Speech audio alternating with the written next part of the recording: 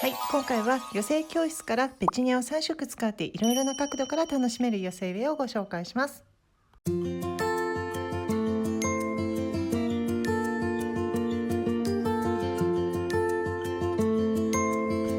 はい、花材の方はペチュニアが3色でお好きな色で大丈夫です。あとフレンチラベンダーがバンデラピンクを使います。アンドロサセは今だけ楽しめるのでこちらを使います。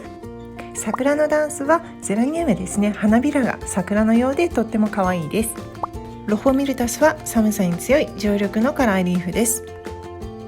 あと軽石の方はこちらの不織布に入れて植え替えやすく準備して、今回は寄せ教室からお届けしたいと思います。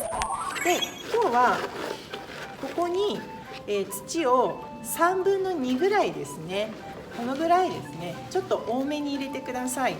で、根鉢またねちょっと土を落として小さくしていきますので、まずは土を入れてみてください。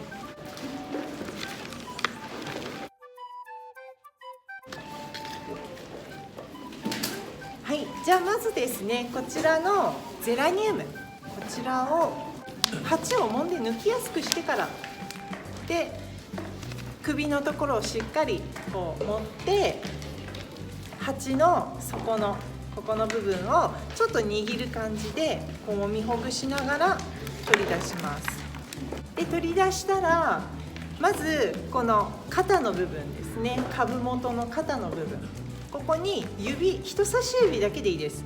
指を当ててこうちょっとこう外にかき出す感じで掃除をします。こちらですね、根の底の方ですね、底の方を下の1センチぐらいをちょっと揉んでくださいね。この下のこのぐらいを揉みほぐします。そしたら結構揉みほぐれてますので、あと振ってみてください。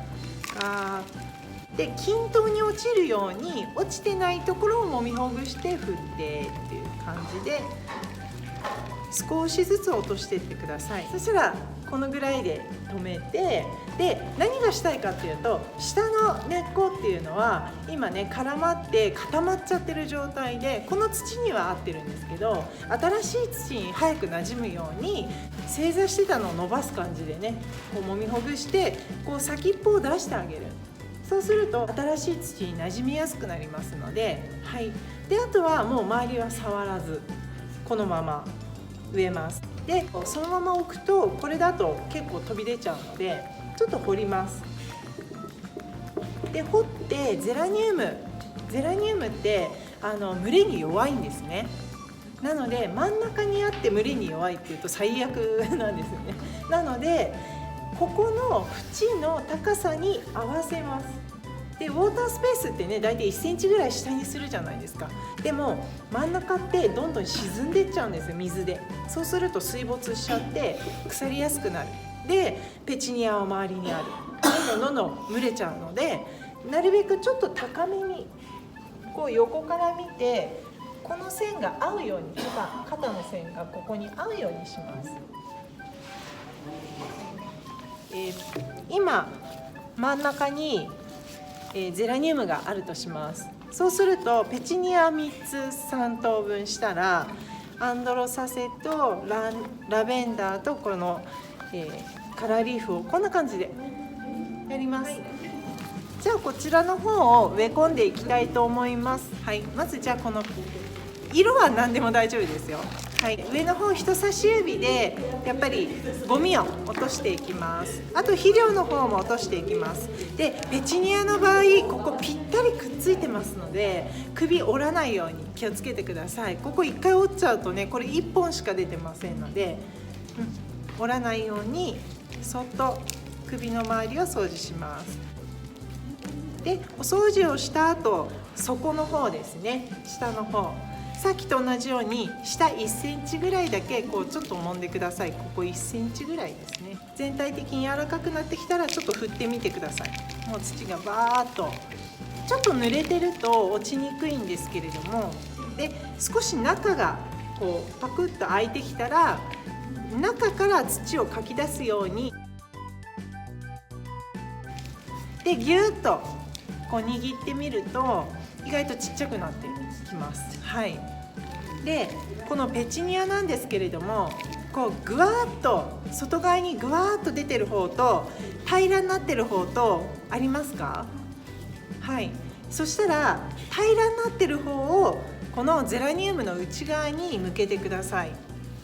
そうすると寄せ植え全体がふわーって仕上がります。それで蒸れにくくなります。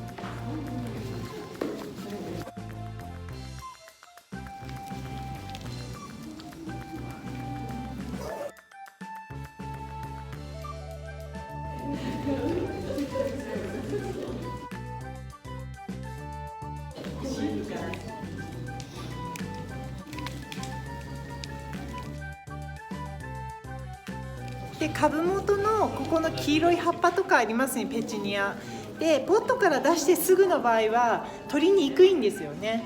で根っこを小さくするとここ取りやすくなりますので、ちっちゃくしてから黄色い葉っぱとかね取ると取りやすくなりますから、無理に取らなくて大丈夫です。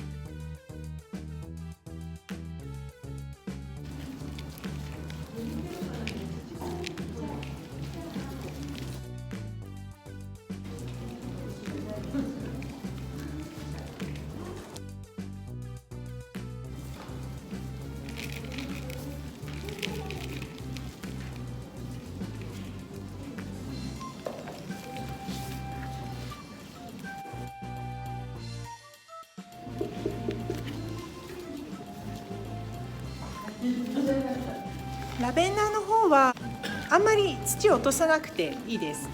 でゴミを落としてちょっとこう握ってみて、結構硬いんですよね。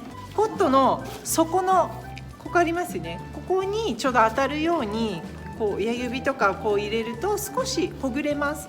でこれだけでいいです。もうあんまりほぐさなくて大丈夫です。はい、ほぐさないとね枯れちゃうというわけではないので、このまま植えても大丈夫です。はい。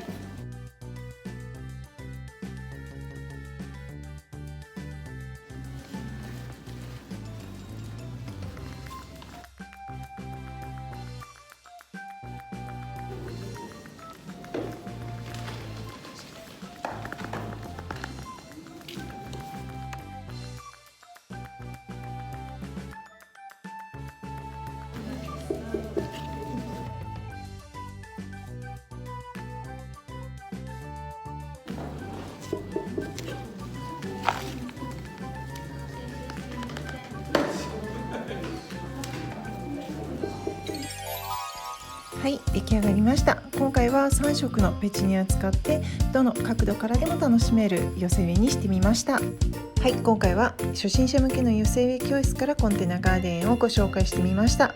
よかったらご参考にしてみてください。ご視聴ありがとうございました。